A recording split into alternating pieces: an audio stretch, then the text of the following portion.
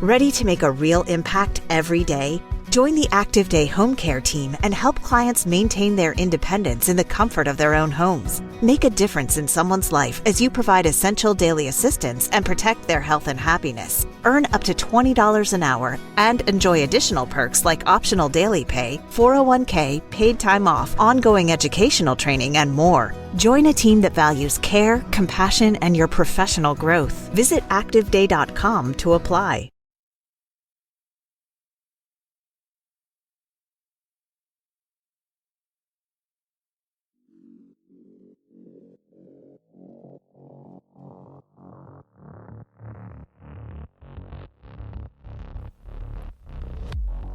Welcome to Like Mother, Like Murder. I am Rachel. And I'm Heather. We bring you the good, the badass, and the crime. This is Like Mother, Like Murder.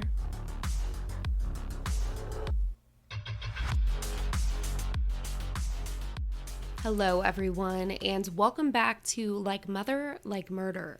I am Rachel, and here on Like Mother, Like Murder, we bring you mom-related true crime content from missing moms, murdered moms, moms who commit the crimes, survivors, and more. And sometimes we work alongside moms or daughters or family members as we put together and bring the cases that we are talking about. And we did that with two moms recently who lost their children to filicide. We shared the cases of Rowan Morey and Alec and Lydia Mater, whose lives were taken suddenly and tragically by the hands of their fathers in a murder-suicide. And when a child's life, a son or a daughter, is taken by the hands of their parent or step-parent, the term for that is filicide. And so we have been talking and sharing and will continue to do so in hopes and efforts to help these two moms who we've worked alongside, but also all of the other parents who have suffered such a loss. It's unfortunate that we continue to see more and more headlines and breaking news articles where this is the cataclysm within it. One filicide case is too many, and yet we are seeing it more and more and more. Both of these mothers that I've referred to, Hope Mater and Brandi Morey Poles, are working to try to make a difference for other families so that they don't have to suffer the loss of their children like they did. In today's episode, Hope and Brandi are on with me, and they get into Rowan, Alec, and Lydia's story a little bit. They talk about the systematic failures and how there were signs, there were red flags, there were plenty of reasons to have had professionals intervene or even just do their jobs to help and protect their kids, which didn't happen. Hope, she shares other filicide cases of those who she has become close with because of the similarities in their stories and becoming a support system for one another. Brandi, she shares with us all about the Rowan Act and how she got an amendment put into place in Michigan to their Amber Alert. And it's a huge deal. And we need to continue to push for that to be something that happens everywhere. And we talk about the three beautiful girls who just lost their lives weeks ago. Peityn, Evelyn, and Olivia Decker. And Hope and Brandi both share a message for their mother, Whitney Decker, and offer their support and help in any way. And then we talk about so much more. So please, you guys, take the time to listen to today's episode. Help share it for others to hear and to get exposed to this conversation with Hope and Brandi, because they are working so hard through their grief to try to make a difference for others in honor and remembrance of their children. So here is my conversation with Hope and Brandi.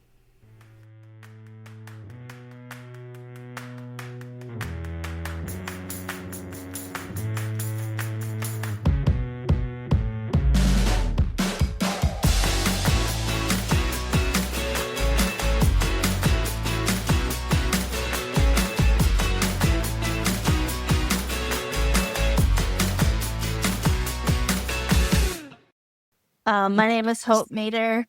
My children, Alec, age 7, Lydia, age 6, were taken from this world via filicide at the hands of their father, Brock Mater, on May 19th, 2024.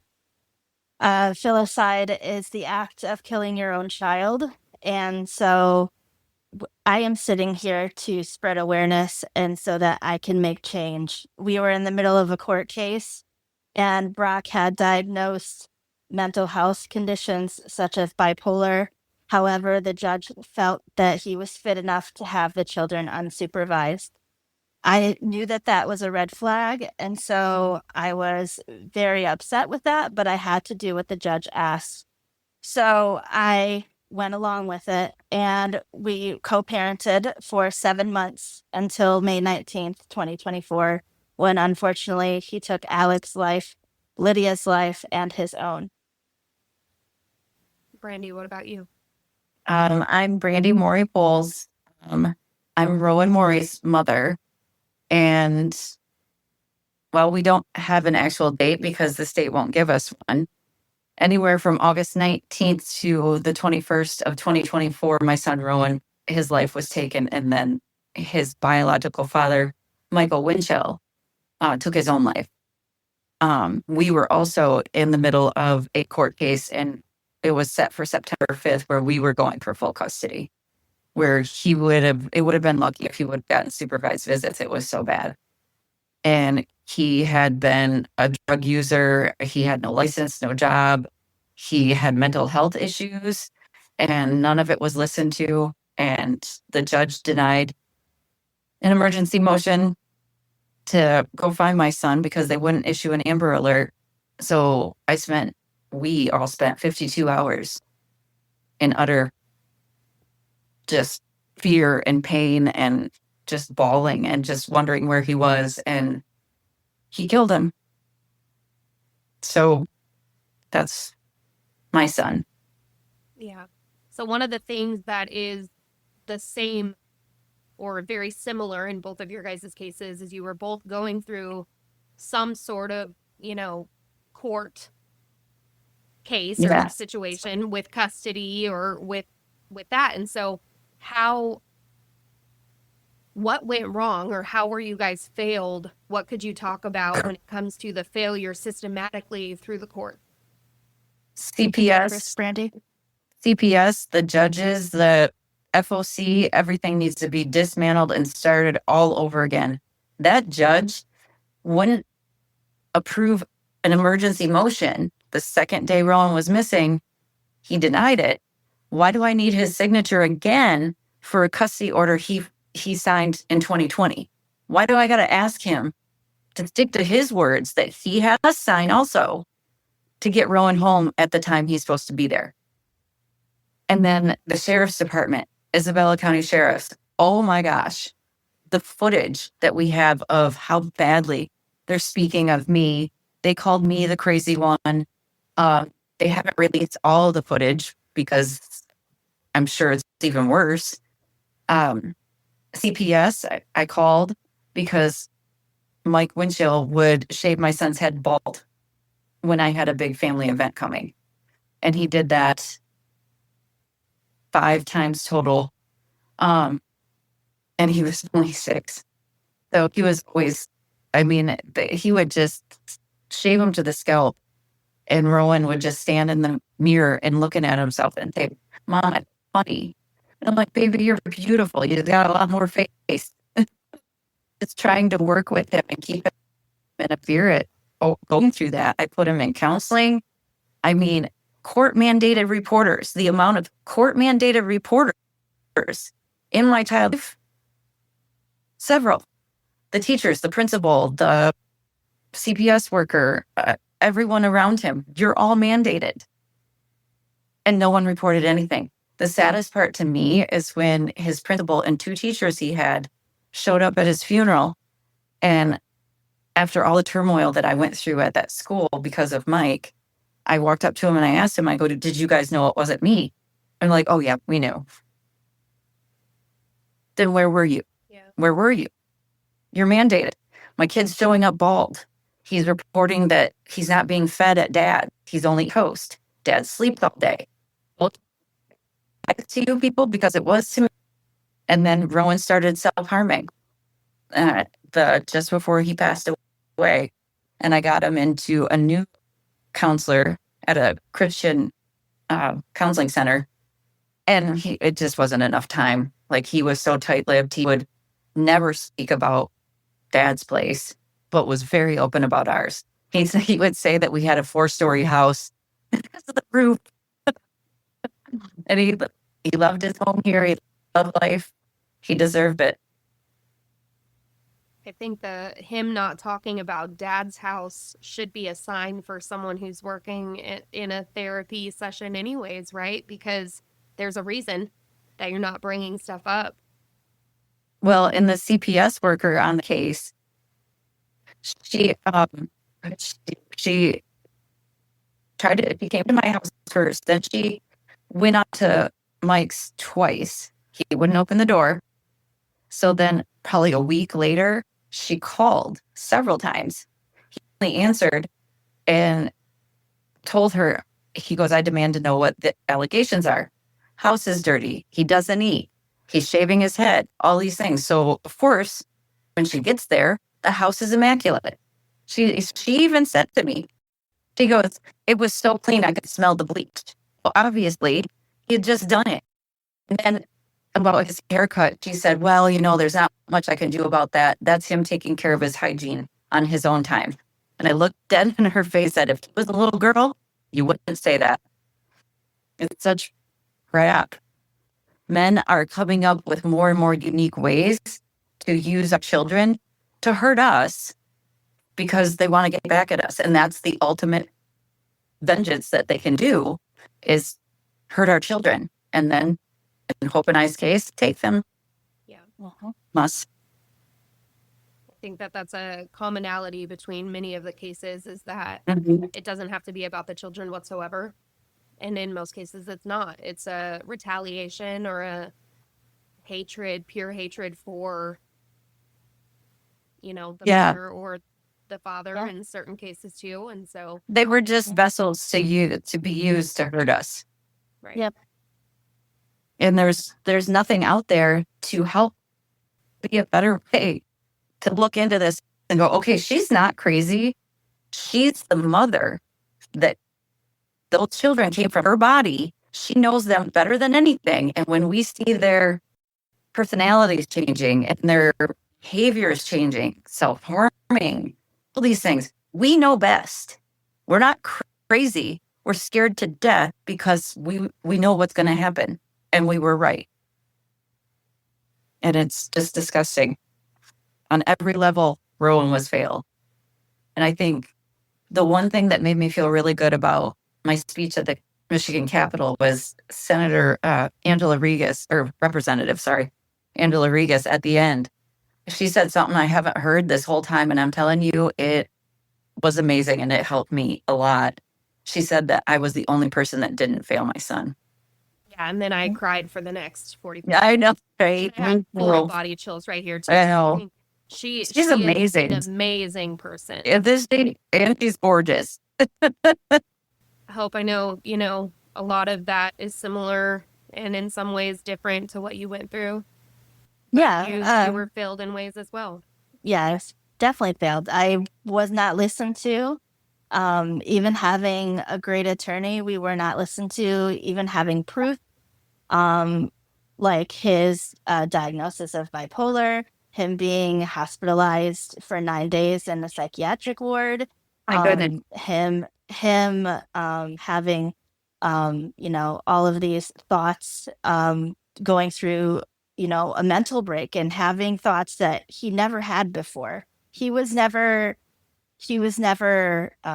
off the deep end before. He was talking about demons and cults, and he thought that myself and our church were the church of Satan. And these are things that he never had before. And so it was very scary to me because he obviously was not in his right mind. He couldn't string a sentence together the day of him taking the kids out of school without me knowing and taking them to that hotel. he left me voicemails, and he can't even string a coherent sentence together. He's trying, but he's so far gone that he can't. It's not registering. And so in my case, it is truly, yes, I know that there was anger there and that there was resentment for what I did for leaving him and for breaking up our marriage. But for him, it was truly mental health to its core, to its core. And because he was not on any substances, he was not, harmful to the children before that point. And so we were failed, though, even though we had all of that evidence to say he is not in his right mind. I would like supervised visits. And this is why they still didn't listen. And so they gave him, temporary 50-50 custody for me and for him until we were supposed to have our final hearing. But we never got to that point. And Alec and Lydia, they loved their dad. They did talk about Brock's house. They talked about going there and swimming in the pool. And I guess Brock bought her like this pink and white tent for her birthday where she could like go in the tent in her room and like read books and play with her stuffed animals. So she would always talk about that. And so like he was trying, and I think that he just couldn't try anymore. Like it was just the disease, the sickness of the mental health got too strong. Like I said in my post for their 1-year anniversary, the evils and darkness of this world just became too strong, and he couldn't fight it anymore. And so I fully believe that he was sick. And yes, he was abusive to me, and he did all those harmful things to me. But I think all of that stems from his sickness and not getting help and seeking help when he needed. So, and unfortunately, with a lot of my stories that I'll share today of my other friend that I'm going to share her story, it's the same thing of mental health issues and stuff like that. And I know that in Washington, Whitney with Travis went through the same thing, diagnosed, multi-personality disorder and mental health issues and PTSD also, I believe. PTSD, yes. So, he was a veteran, and, we need to not only, help our children in our family court system, but we need to help these parents, right? That's the core. We need to listen to these parents because, I believe I read in Whitney's case, Travis did try to seek help from the veterans people, and they wouldn't listen. And that's the same thing that Brock did, and unfortunately, because these people with mental health issues are adults, they are treated like adults with mental health issues, and they are not given extra support like I feel like they should, especially going through a family court case. Brock should have had somebody checking in on him and making sure that he was, taking his meds and refilling his meds and doing all of these things. But unfortunately, you're an adult, so you're treated like an adult, even though you're sick. When an adult goes to the doctor and has a surgery, right? Something physically happens, you have to have a follow-up maybe 2 weeks later, and then you have another follow-up to make sure everything's okay 6 months later. It should be the same in any sort of mental health, any health situation whatsoever. It's not more so. If you're not taking care of your mental health, you can't take care of anything else. And so the fact that and how you're bringing it up in the military and everywhere is not taken seriously. People aren't trained in the right. No. They're not trained in, almost said in the right areas, but some of them not at all when it comes to what to look for, the signs, how to care, how to treat, all of those things. There's so many things about Hope and I's case, but caught me on our last conversation that just blew my mind. Your info with Mike. Yep. And Mike was prescribed Vicodin, Norco, morphine, and fentanyl. No person on this planet should have any visitations with a child on that kind of crap. Correct. Like, and we're finding out who did it, and we're coming after everyone. They'll pay. Because to me, whoever the doctor is, and we've got a pretty good idea who it is, because he's already lawyering up. He's an accessory to murder to me. Absolutely. Yeah. You definitely should go after them. Oh, You know? we are. I tried, you know, in our case, I talked to many attorneys, and unfortunately, with the information that I gave them, which was everything, they couldn't build a strong enough case to move it forward. Well, and we ran into that too, and it was really difficult until we found the right one, and it took a long time. But I mean, we kept pursuing and pursuing. I mean, I got referred to some of the biggest names in Michigan, and they're like, "Oh no, touch it," because it's homicide, and they're like, "Oh, But then we got the right attorney, and he's like, "Holy crap, this is going to go national." I'm like, "Good, save more kids. Let's do this. Get all of our kids' names out there to save children." I just Yeah. it needs to go faster because Yeah, for it does. Peityn, Evelyn, and Olivia, Yeah. I can't. She lost all Yeah. of them. God, I pray for her. I know I just recently shared that clip because that's one of the things that from our last conversation I continue to think about, you know, Brandi, when you were telling Hope that you kept thinking about how it couldn't get any worse. It couldn't get any worse. And then you bring up Hope and how she lost both of hers. And now we're sitting here with Whitney Decker's story, and she lost all three of them. All three. So, they're your Yeah. babies. So 1, 2, 3, it doesn't matter. It doesn't It matter matters, how many there but are. the number, you know, it's your babies and they're gone. Yeah. Yeah. And I her just- whole life is flipped upside down now. She Right. doesn't, Yeah. she, coming from that perspective, right? Coming from, you know, not being married, not having any other children, I had to learn what my purpose was in life. And I think, Brandi, I think that would be a great podcast for us to do, of like what we can do to help Whitney. And because she Yes. has her whole world flipped upside down, and she doesn't know what side is right now. Like, so Hope and I, after this, I didn't know what I was anymore. Like, who am I? Like, your whole identity is different. I'm not Yeah. Rowan's mom anymore. Not physically, but I'm not Alec and Lydia's mom anymore, not physically. I guess I'm their mom, and I love that people still showered me with flowers and such for Mother's Day. And thank you so much to Rachel and Heather for the oh big my gosh, flowers. you guys are the best. Thank you. But I'm not a physical mom anymore because I'm not parenting a child here on this Right. earth. You know, Right. I will always be their mom. You know, I gave birth to them, but I'm not their mom anymore. Like all of our plans for them.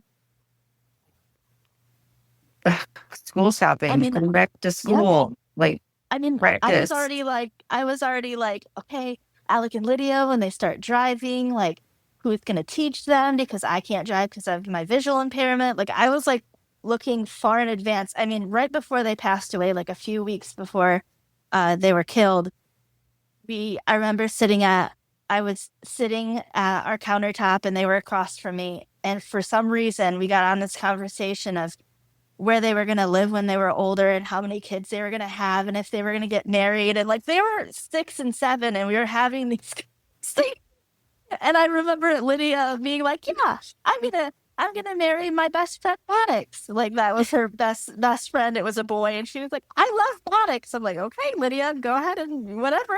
And Alec was like, I'm not gonna get married to anybody because girls are gross. And like, you know, like, for 6 and 7 years old, it was like super cute, you know. And I think that God gave me that memory and that time with them for a Thank reason. God.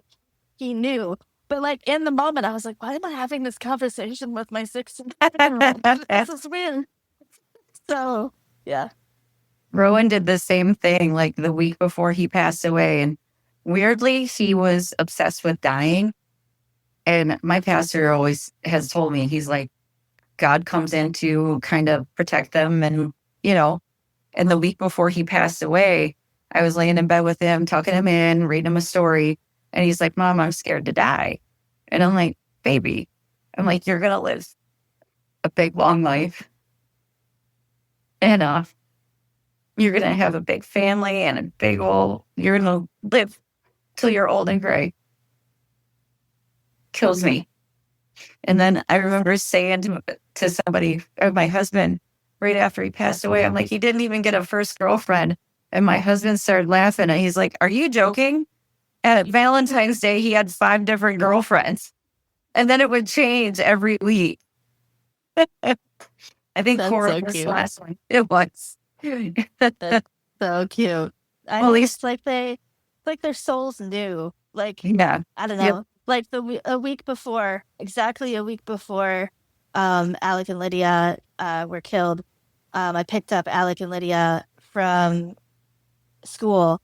And I remember Alec saying, I'm sorry, Mom. And I'm like, what are you sorry for, Alec? Like, you didn't do anything. I just picked you up. And he's like, I'm sorry because I got mad at you last time I saw you because you didn't pack my water bottle.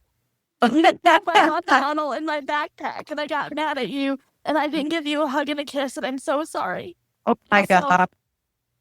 Like, that was like, I didn't bring it up. Like, he did that on his own. That was the first thing out of his mouth the last time, one of the last times I saw him. And then that Friday before he was killed on Sunday, I dropped him off at school and he was mad again.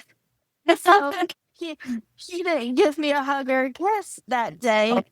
So I never got a last hug and kiss from him. Lydia gave me her running hug. I will always remember that because she dropped her backpack down like I told you, and she came barreling full force, like, and almost knocked me over. So like she always did. The teachers at the before and after school care were like, wow, she really likes those running hugs. I'm like, yep, she does. Well, Alec gave you 7 years of hugs. So Yes, he did. you've got that. Yep. Yeah. It's so weird too that I'm gonna be speaking on his 9th heavenly birthday. Like, and he'll Yeah. be 9. Like, I don't even know what he would have been being 8. Like, he died when he Right. was 7. So it's like Right. it's like they're frozen in time. Yep. Talking about all of those, going back to the failures and what you guys didn't see happen. And now for Hope, it's been over a year. Brandi, it's going to be a year soon. What kind of stuff can you guys either share with people who might be in situations where they're fearful or they're struggling? Like, Listen to your what- gut. Yeah. Listen to your gut. Don't send your kids. Make that man take you to court and fight. Yep. Don't send them. Yep. If you're scared, then they're scared. Don't send them. Let them come at you for contempt. They didn't go after Mike. They didn't do anything to him. And he had not returned Rowan several times before this for hours on end. And I was frantic every time. So don't do it. Yeah. Don't. That's the only thing I can. The Really sad thing is that women need lawyers. And if you're going through a divorce or that's a difficult task to do on your own. So kids need their own child advocacy attorney to help through the courts. Criminals get it. If you commit a crime, you get a court-appointed attorney. Why shouldn't a child? I feel like they're more important than criminals. Agreed. Yeah. What were you going to say, Hope? Oh, I was just gonna say, just watch for any, like, listen to your gut, yes, but also watch and take notes and document. Yeah. And watch for any sort of strange behavior, not even like massive strange behavior, but like subtle things, right? And try to, if you're in good communication with that parent, try to communicate with them and be like, hey, you need to go seek treatment. You need to go get these resources. Because I know a lot of times, like I said, they want to, but they don't know. So I definitely think that you need to do that as well. Yeah. Yep. I know we're going to be talking about, and we've talked a little bit, Hope, about you're writing your book, and Brandi, you have been making significant changes too, which we're going to talk about. But before we get into that, Hope, I know you brought some cases that you want to talk about and share some stories from people that you call friends now that have also gone through this. It's not. Yes. Yeah. So Adrian and Julian were two little boys, ages 11 and 8, from Southern California.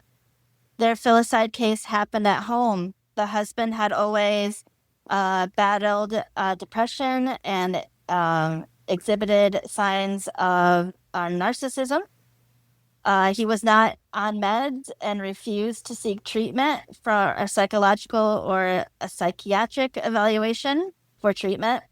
For the underlying issues. He grew up in a abusive home himself, and his main theme was was that everyone was against him, out to get him and make him look bad, including me and the children and our family. The boys loved people and participated in several 4-H projects.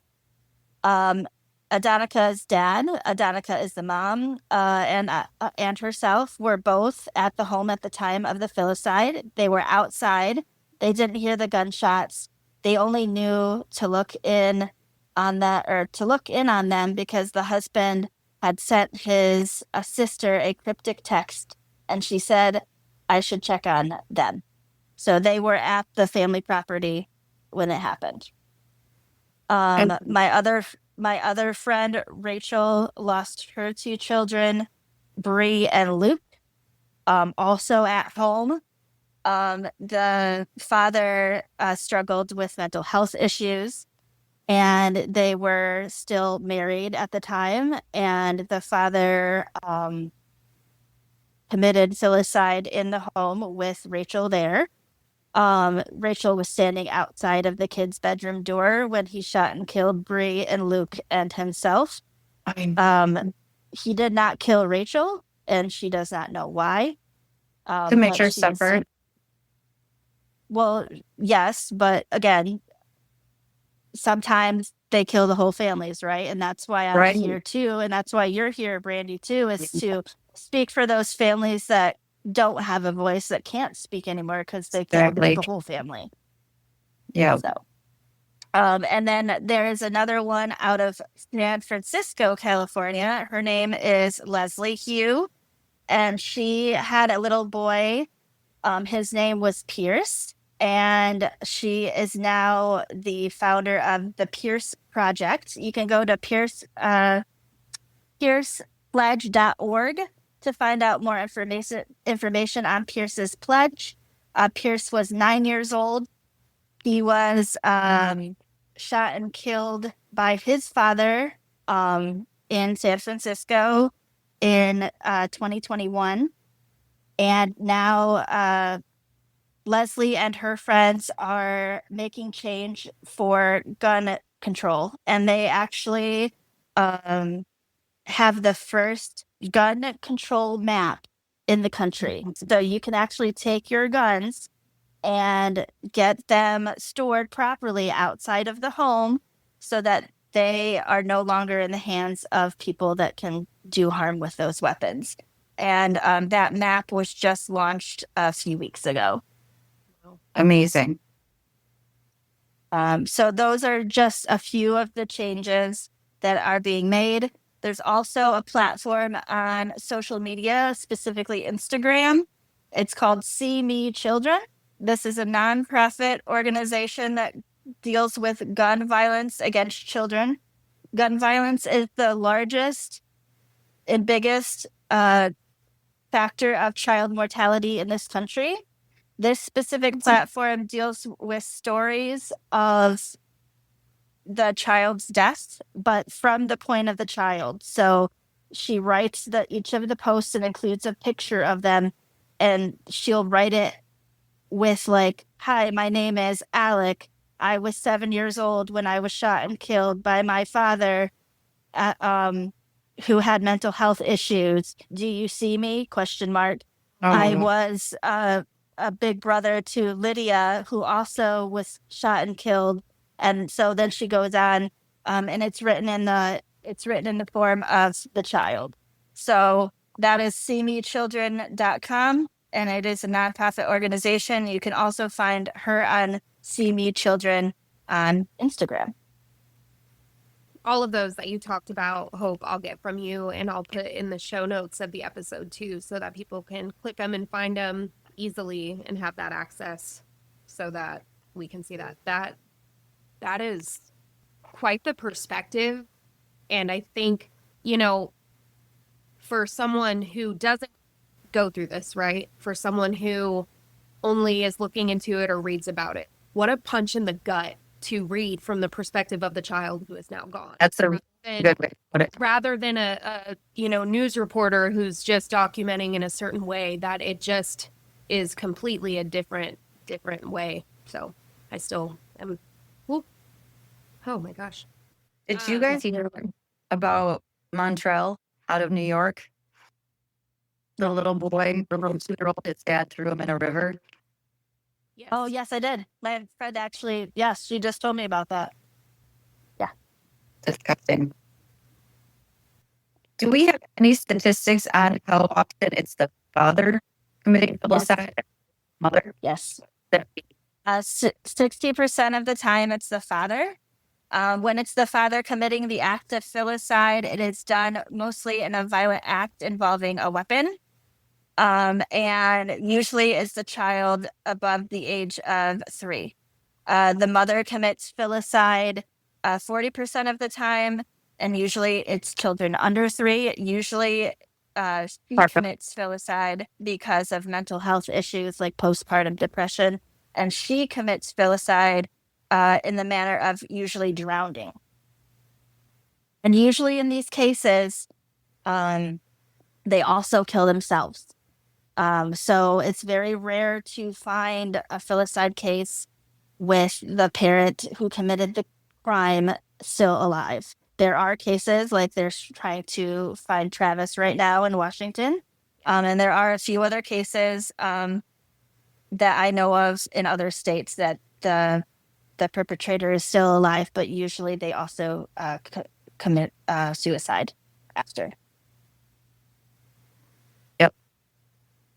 The Travis Decker, him saying his name is just ridiculous, but I did see the most recent thing saying that they've had multiple sightings, but that they think that they are closing in on him. I looked into that area, and it's crazy. The name, I'm not even sure if I would say it right, but Okanagan Wenatchee National Forest. I was like, that is quite the name right there. But it's 3.8 million acres. My gosh! It's huge, and big, it goes big trees, like yes. And so the fact that they're saying and giving updates, and I'm so thankful to see them continuously, putting things out there. And Brandi, you've talked about how big and how vocal they've been about this. But then at the same time, it's like, in any of the cases that get the mainstream and the out there immediately, there's the why not another case, right? And why didn't my child, or I think about, we've talked about a lot of stuff just aside from filicide, but here on Like Mother Like Murder, we cover mom stuff very often, and we've done a lot of missing moms or missing children. And I know so many families who, they look at Gabby Petito, and you always want that sort of coverage. It's nothing against that coverage, right? It's nothing against Whitney Decker's children. It's nothing against that, but it's but what about mine? and why didn't I get the same, and how can we change that so that we all get that kind of coverage and we all get the stories out there. And so Exactly.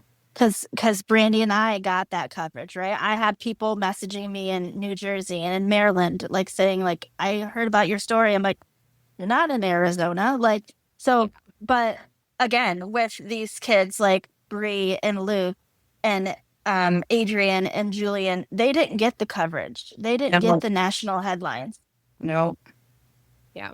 So that's why we're here, and that's why I'm here, and I have permission from their parents or from their moms to share their stories, and I will continue to share their stories. Yep. Thank you for sharing those too. Before we get into that, I just want to read this. I found it on one of the sites when I was looking up different Filicide statistics, which I talked with Hope a little bit before we started recording, at how frustrating it is to me as well, because you can find statistics and you can find articles and you can find so much information on so many things. And I don't know if it's intentional.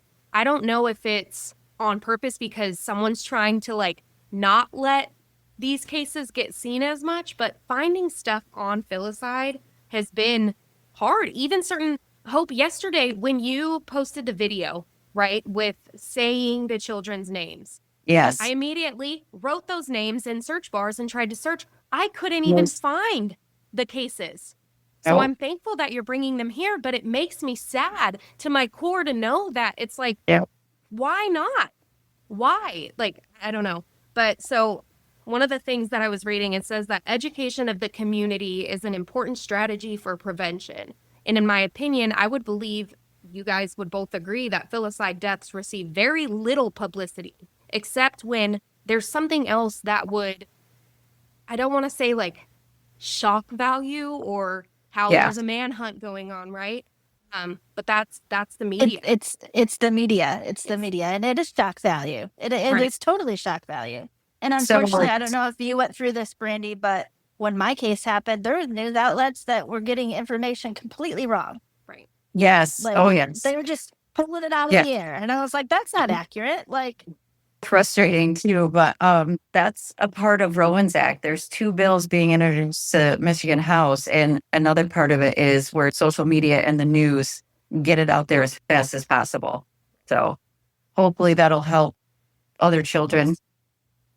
Yeah. So let's talk about that. We need you to tell us everything about Rowan's Act, what you've done, why you've done it, how it's helping, how else we can help, how we can get it into other states, what that might look like, just everything. So I've been working with Representative Jerry Nyer and Representative Angela Regas here in Michigan. So I've had meetings with them and gone over, and there's also Representative Luke Meerman that we're all working together. That Rowan's Act is an amendment to the Amber Alert, which hasn't been ended in 25 years since we've had it. And even the night that we went to the sheriff's and just begging for help, they said it's almost impossible to get an Amber Alert. What good alert if it's impossible to get one? It's not. So Rowan's Act is changing that, removing judges, the signature that I had to get the second day that he was missing, removing them and giving it straight to the state police. And social media news outlets can plaster everywhere our child is missing, whether he's a parental kidnapped child or any other child. A missing child, whether in a situation or not, he's missing. Make that, and then this will stop. And Rowan's Act is just the beginning of all the changes that we want to make. Like, I want friend of the court reform, eliminate judges and make it a committee where they have it in Sweden and other countries where it's a panel of people that your case comes in front of. Just one inflated head judge, and it will be that panel of people. And then, like I said earlier, I think you commit a crime, you get a court-appointed attorney. Why won't we do that for our children? A court advocate attorney for our kids, every single kid and every single front of the court situation. Because you know what it's going to do? lower that caseload and lower the amount of people manipulating our children to hurt the other party. It's just, and there's so many other things. Like I want to work reforming guns. I'm pro-gun, but I'm not pro-gun where there's a weapon that could murder my son. And Mike was a felon and got it. So we're working on that. CPS, just get them educated. Educate FOC and CPS. That girl had no clue what she was doing and looked like she could have cared less. Well, when you're in the position of you're supposed to pick up if a child's being abused and you're not really trying that hard or don't care or whatever your mood is that day, like you got to care about children. I wonder, does she even know that my son passed away? That she was involved? Like, do they even care? So it's a lot ahead of us. We're planning a trip to DC to take this all out there. And I wish it would have just happened sooner before Whitney lost her 3. Just not happening fast enough. And I feel like the courts haven't progressed in 20 some years. Why? Because this has been brought to their attention that this is so huge. And it just blows my mind that it had to take all of us losing our children to get mad enough and strong enough to do something about it. And the faster I can get it done, the better, because I can't comprehend another missing kid that ends up deceased when nobody's done anything. Oh, it's too hard to get an Amber Alert. Oh, no, not okay. If it was their kids, they'd do it. Right. And I think too, like we were talking about earlier, just educating the public about filicide. I mean, before this happened to me, none of my family and friends knew what filicide was. There's still family and friends that ask me what filicide is. And so I think that it's really important for our media to talk about filicide using the actual terms. Yes, I understand that media uses the murder-suicide. I get that. But we know about suicide and what suicide is and statistics of suicide. And we know about statistics of school shootings and what school shootings are. We need to know about statistics of filicide and what filicide is. And we need to talk about it more and educate people so they can watch their loved ones so that they can prevent it. And watch for signs. I mean, Hope, I didn't truly know what filicide was even after Rowan passed away. I remember reading or watching, and you said it, and I had to Google it. I didn't know. Mm-hmm. And I'm like, oh my gosh, that's what happened to Rowan. And so every single parent that I've talked to, every single mother that I've talked to didn't know what filicide was before it happened. And after it happened, now they know what it is. But we don't want to get to that point. We want to know what it is ahead of time so that we can prevent it from happening. We don't want any other mothers having to Google what filicide is. Like, Exactly. Any parents. Right. Exactly. In a study that I was reading, it talks about how vital, Hope, you're talking about the community is in knowing about filicide and being aware. But it shows that in the research, many perpetrators confide in like their intentions to their friends and their family. They bring something up. They mention the fact that they're either struggling and they've had these thoughts or something like that. And I feel like people either dismiss it or think, oh, they're kidding or joking, or, they don't take it as seriously as it needs to be. And if they were aware of these numbers, if they were aware of these children, if they were aware of all of these people who have been going through this for years and years and years, maybe it would make them look at that thing they thought was a joke differently and actually take it seriously. Say, hey, I'm sorry, friend, but you need to go get some help. Hey, I'm sorry, my brother, whatever it may be, you need to be looked into. You need to get this help, some sort of intervention to make that change as well. And then Brandi, I want to applaud you and commend you on how you have already gotten that to be passed and gotten that out there to make that change. So quickly. That step is amazing. Well, and when this first started, I first journeyed through this horrible grief. I knew my purpose was to get change, but I thought it would take years. I'm blown away by how it's coming together. And I just got to use that platform to spread the word of God and save our children. Hope, did Brock reach out to his family and tell them that he had bad thoughts or anything? Yes. Yes, he did.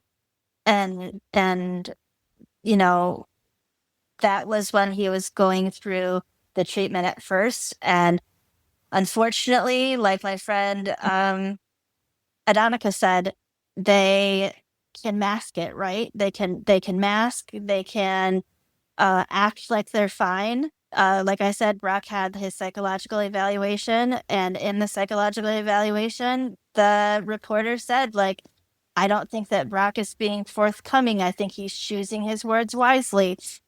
You know, a lot of like Adonica said, her husband was a narcissist. Brock, I think, deeply was a narcissist. And Yes. I don't use that term, you know, just flippantly, because we hear that term all the time in our media now. But I truly medically believe that these men or women that do these acts, especially the violent acts, are narcissists, are medically Yes. diagnosable narcissists. Yes. I know Mike was 100%. And the fact that in the police report, Rowan's report, the sheriffs wrote down, the girls said, the sisters, Mike's sisters, and this is one of the complaints that I called CPS on, saying his house was disgusting. Well, remember, she told him about it, so it was clean. In the police report, the sister said his house was never clean. It was always disgusting. Why weren't they calling CPS? Why weren't they doing something? And then I've just had this feeling the whole time that he was very them, because Rowan didn't know them. Like one of the sisters helped Mike drop off Rowan one time. He came in and I'm like hugging him. I'm like, hey buddy, who's driving? He goes, my dad's sister. Like, you mean your aunt? And he's like, yeah. He didn't know her name. And I think that family dynamic is huge, right? That dynamic Yes. played a huge role in Brock too. Yes. You know, he had a broken home when he was raised. Well, he was abused, right? And well, his parents were divorced. I don't think he was abused, no. But his parents were divorced, and you know, they struggled, and they went through a really long family court case where he had to go in front of the court and and go on the stand as like a 9-year-old little boy. Like there's a lot of things that, you know, in his case, you know, if he sought the proper treatment, even from a little child, it could have made all the difference. And so he was very well versed in how the court system happened. So he knew what was coming when you guys were going to court. Oh, interesting. And he gaslighted me, you know, when I asked for a divorce that morning, he, you know, said, this is in my book, but he said, like, oh no, like, you know, you don't want to get a divorce from me because I'm going to call DCS on you, which is Department of Child Services in Arizona. And I'm going to call the police and say, like, oh, well, you just lost your parents and you're depressed and you haven't been on your medication. Like, he's trying to flip everything on me and gaslight me. And so I finally was like, no, I'm not believing this anymore. You are lying. And so I left, and yeah, he still tried to gaslight me the whole way. So Mike was the same way. So we were in court in front of Judge Eric Janes again, and Judge Janes yelled at me for calling CPS, yelled at me, and then praised Mike because he represented himself. Oh, Mike, you were such a good lawyer. You were so respectful. He had to, during that, I was on the stand for 2 hours, tell him to stop approaching me because he kept coming up yelling and approaching me. He slammed his hand on the table, but that's respectful. Prayed that man and berated me. Told me that I abused the CPS system. That's for children who really need it. It's just mind-blowing how ignorant people are and how we get framed as the crazy mom in these situations. You know why we're acting out and screaming and yelling at the rooftops to save our kids because we know. Yeah. We know. Yeah. You just mentioned your book again, so I want to give you the time for a minute to, tell whatever you want to, share whatever. I know you shared the name. I don't know if that's going to be public or you want that out there yet, but whatever you do want to share about the book, if you can let people know kind of how that's going, how that's been a method of healing and, in your grief as well. Yeah. Share So more about that. I'm writing a memoir, and it's going to be about my whole life. It's going to include everything from childhood up until the filicide and suicide, and continuing forward of what I am doing. I'm going to be sharing information in there. Some of it everyone has heard. It's only going to be published in the book. And it's been very therapeutic.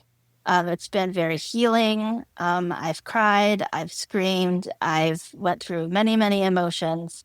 But I just feel like this is a part of love that I need to share with the rest of the world. I need to share Alec and Lydia's story. I need to share, about, my parents and their passing, and like just everything that has happened in my life, and letting people know that even though you've gone through such dark times in your life and you have no reason to move forward till tomorrow, that reason is to find that hope in Jesus and to keep going, even if it's looking forward to, the next day or the next week, confiding in a friend, just helping get you past the darkest time. And that's why I am writing the book, to help others. I'm helping people that might be in domestic violence situations. There's information in there that talks about the abuse cycle and what that is, because I had no clue what the abuse cycle was. I didn't even know that there was such a term. And there's literally like a wheel of descriptive things that happen in abuse, and that's why they call it the abuse cycle. And in every single part of that wheel, it's like fitted into like 8 to 10 pieces. I have went through every single part of abuse in that cycle. And I think that's why, the one comment I've gotten the most is, why didn't you leave sooner? And that's a lot of these mothers that have gone through filicide, who have gone through situations like this, is because it's a cycle, right? And they change. They go from one abuse tactic to another. And so your nervous system is like, okay, they're not abusing me in this way, so it's okay for me to stay. But they're abusing me in this way. And so it's just a vicious cycle. And it's also trauma bonding. Trauma Yes. bonding is a huge thing. And there is a deep, deep part of me that loved Brock, but there is a deep, deep part of me that understood that we were trauma bonded. If you look into trauma bonding and you research it, it's like an addict. You don't want to leave because you want to get that next spout of love, or that next hug, or that next I love you, because it's coming. You just don't know when. And so that's the trauma bond. So I absolutely hate the why did she stay? Why aren't we asking why is he doing it? Why are we asking that? yeah, because they put it all on me. And honestly, like Whitney, I was so frustrated. I don't know if you saw this, but they put a GoFundMe up for her, and she's made hundreds of thousands of dollars to bury her 3 children, right? She's not going on cruises. She's not traveling to Europe. She's burying her 3 children. And the amount of disrespectful, nasty comments, because she's getting money. Well, of course she's getting money because she needs to bury her children. And would she take the money back to get her 3 kids back? 100%. Right. 100%. All of us. All of us. All of us. I would take everything I have to get Alec and Lydia back. I would take everything I have to get my parents back. Like, that is what we do, you know? And so it's just so disheartening that people get behind their keyboards online and just spew this nasty hate. And it Well, needs to stop. Yes. oh, you get nastiness just like I do. Right? Oh, all the time. I do too. Oh, all I the get time. that I'm the one who killed him. It was my fault. Yep. Oh, wait. It was my fault. Why didn't you leave sooner? How can you? I have a different perspective, and there's a lot of. I want to let you know that there are a lot of filicide moms and dads out there that hate the person that did the atrocity. But in my case, I have forgiven Brock, and there are filicide parents that have forgiven their perpetrators for doing what they did. So it's kind of 50-50. But I have put that out there on my social media that I have forgiven Brock, and I fully believe that he is in heaven with Jesus. And the amount of hate that I get is ridiculous. How can you say that he's in heaven for doing this and yada, yada, yada? Well, what I believe is not what you believe, and that's okay. But this is what I believe to move forward with my life and not have this full-hardened heart so that I can't function in the rest of my life. So that's what I choose to believe. And so, yeah, the amount of hatred I get, like literally, like so many mean messages. But are you just supposed to live mad every day? No. So within the first few moments of walking into my house with all the sheriffs and my pastor here, like the very first thing I did was hug my pastor, and we sat on the couch. And I said to him, I go, I know the Bible says I have to forgive him. But he's like, you don't. You give it to God. And so we sat there and we prayed real hard right then and there. And to this day, and this is the best thing God's done for me throughout all this, I have no hate for that man. I have nothing. And I'm free from that anger. I'm free from that. I have enough pain missing my son. I don't need to deal with more pain. And that's for God to handle. Yep, that's for God to handle. How could anyone come at you whole when they've not been through what you've gone through or know your story well enough? Like some people say stuff to me on social media that I'm like, did you even read the story? Do you even know? And you know what I react to all the mean comments? Do you know what I do? Block. Don't even say anything back. I do block them, yes. And I have learned to like, you can like edit so that they can't like use cuss words or use his name or anything like that. You can block those things so that they don't come through. Oh. Yeah. You guys are teaching me so much today. So I learned that, and I learned that from a family member that has social media for his business. And it has helped so much because I don't want to read all that hatred. Yeah. So, what are some things that you and I could tell Whitney right now? Do you remember like what you most? I know it's foggy. Those first few weeks are just a blur, but I know I lean on my faith and my family and friends. Yeah. And things that I would help say to Whitney right now. So Whitney, if you're watching, I would say, give yourself grace. yes, Always grace. Give yourself grace. The next one I would say is surround yourself with people that truly love you, family or friends, church family, people that are going to be there for you.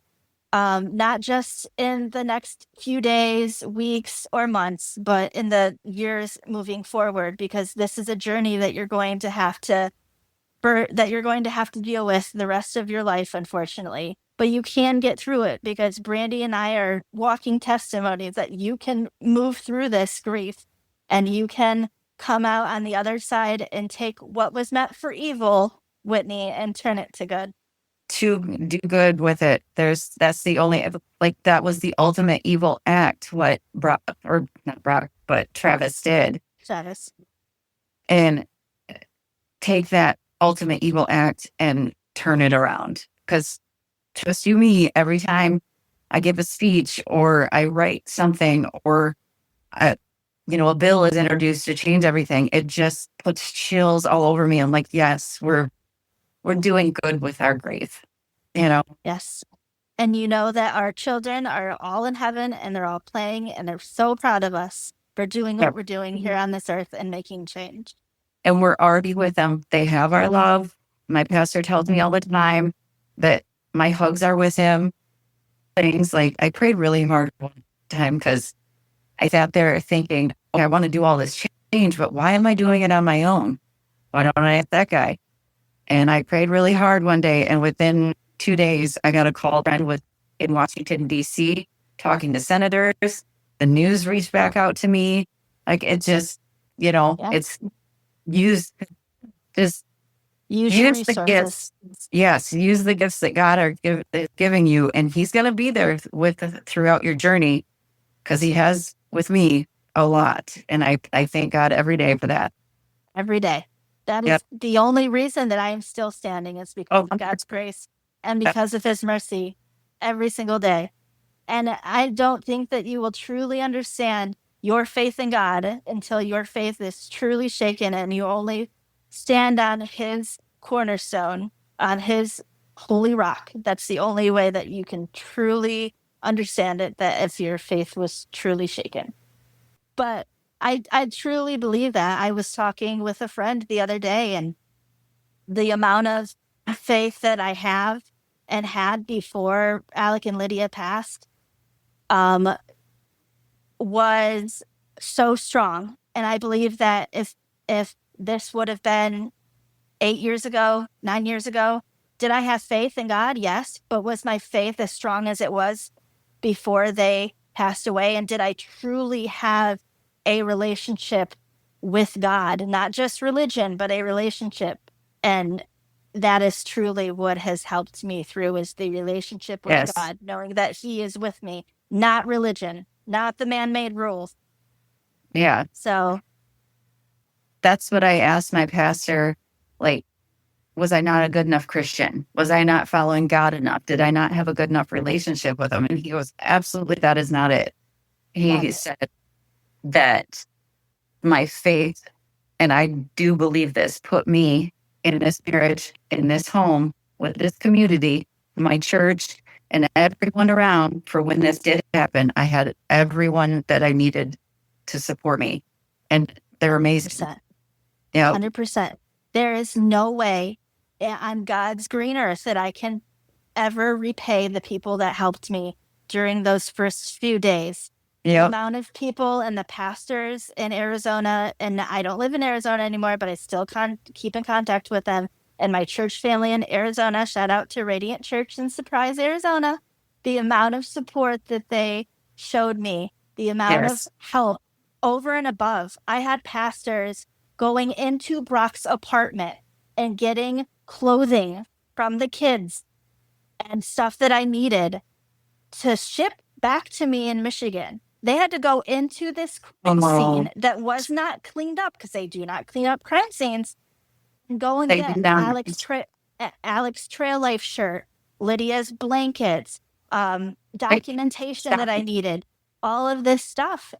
There's no way that I possibly can repay the things that my pastors and my church family did for me. There's no possible way that I could ever repay them. Shout out to my church, Cornerstone in Caledonia, and my pastor Ken Nash. I feel, because I text him all the time now, and I feel like I have a direct line to the big guy because of him. But they've been amazing, and sticking close to your church and your faith, and get a counselor. I don't know what I would have done. Like, it's been the best. Yes. I know. I'm going on almost 11 months since Rowan passed, and I go every week still because I need to. Yeah, it's super important, and stuff that I don't even know that I need to talk about comes out in therapy, and I'm like, I don't even know that I needed to talk about that, but I did, and like some things that are happening and doing that I'm like confused about. It helps me with that, and I think the hardest thing, and hope it's the same for you, just giving myself grace, because it's been so difficult. It's so hard, because there's days I can't do anything. I can't move. I can't And then You there's can't states. shower. You can't do anything. You can't eat. Can't sleep. Yep. Yep. Yeah. I became the toothbrush in this shower lady for a while, which I Yep. still, it's just, The other thing I can suggest to Whitney is reaching out. If you don't know Brandi and I, Whitney, reach out to us. We can help you. we're here. We can give you support. We're here for you, and we will do anything in our power to help you through this journey because we are on the same path as you, unfortunately. There's, the unfortunate club that we're in, but it's a team of us and we're all here for you. Anything to help her. What can other people who are listening or, who see these in video clips or however they get exposed to this conversation right now, how can people help you guys specifically and also help in raising awareness for, your children's cases and Filicide as a whole? Go to the Rowan Project, my nonprofit, and the awareness of Filicide and changes of family court. My partner and I in my nonprofit are working on that right now. She's making the website, getting everything set up. So when we go to DC, it's all there. But there's also the Angel Cup that we created at our golf course. It's August 29th, and it's in memoriam of my son. So every hole has little QR codes that you can watch a video of Rowan playing on that hole. And then my golf community, my core girls here, they went out and it's probably like in September. So right after he passed, they made Rowan's Tee, which is right out in front of our house where he had his longest drive, and that'll be there forever. So there, you can sign up for the Angel Cup. You can go to my website or just look on my social media. Brandi Marie 26 on TikTok, and then Brandi Morey Polls on Facebook and on Instagram. Share it. Share his story. Share Hope's story. While spotlight is on Filicide, because the unfortunate thing that happened to Whitney, let us get this out there so the changes need to be made that Whitney's not going to be possible to do for quite some time, because we all know there's that numbness. There's that numbness. She's not going to be able to. Yeah. The fact that she even spoke to the media, just like you did, Brandi. I didn't speak to the media until I went on Like Mother, Like Murder. Like, oh, really? 10 months in. Right. I was so numb. Like, I couldn't. Yeah. Yeah. Please follow me at Hope in the Pain on all social medias. Please email me at hopeinthepain@gmail.com if you have any questions. Please come and listen to me speak in Springfield, Missouri on July 15th at the Assemblies of God headquarters. I would love any and all support. Please buy my book when it comes out in stores and on Amazon. I'm sure I will be back with Rachel and Heather on Like Mother, Like Murder to promote that book.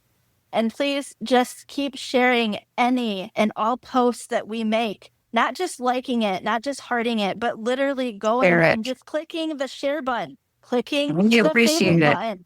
Please do everything that you can. Just clicking that little button helps spread the word so much and helps the algorithm push our videos out on social media. And pray for us and Whitney and all the other mothers all going through this. Yes. And it's the hardest thing a parent could ever go through. And it was always our biggest fear. And now it's our reality. Yes. It's like I say in my speech, it's like a true crime podcast or Dateline episode, but it is my reality. My life was forever changed. Yeah. Same. I'll share about the book. I'll share about the Rowan Act. Everything will be in the show notes, and I'll start, putting as much out there on social media as well. I just wanted to tell both of you guys, thank you for sharing all of that with everyone, but with me too. I'm trying not to cry. I'm fine. Just the trust that you guys have. It's okay not to be fine. I know. I get such certain days, but I really appreciate you guys trusting me to try to help you guys and raise You've more been awareness to amazing. bring this. You've been And so amazing. it means so much to me. You know, I have this crazy like imposter syndrome, you know, like I always have these moments of like, who am I? But I know my heart, I know how I want to help you guys. And I just really thank you guys and appreciate that. So, Well, we're bonded to you too. yeah. We love you. We love I you. love you guys. I love you guys.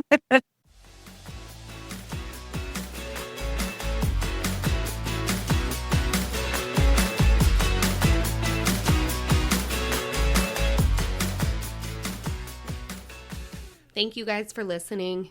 As you can tell, I definitely got in my feelings, which if you're an avid listener, you already know that about me. And if not, now you do.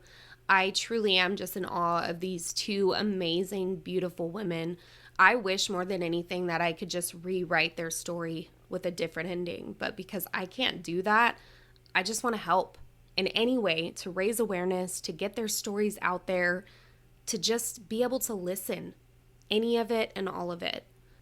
I will have everything that we discussed in today's episode in the show notes down at the bottom of this episode. So wherever you guys are listening, you can scroll to the bottom and you can get the links to Brandi and Hope. You can get the information on the cases that Hope discussed, information on the Rowan Act, all of it.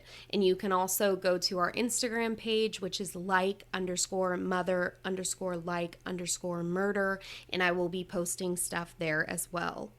I will talk to you guys next week where we will be having a guest host take over the pod. So stay tuned for that. Take care of yourselves this week. Be sure to share this episode. Come see me in Boston in July. You guys, that's very soon. It's a month, 1 month away. And if you guys haven't yet, go leave a rating or review wherever you're listening. That's the best way to get others to find us and check us out. All right, talk to you next week. Okay, love you. Bye.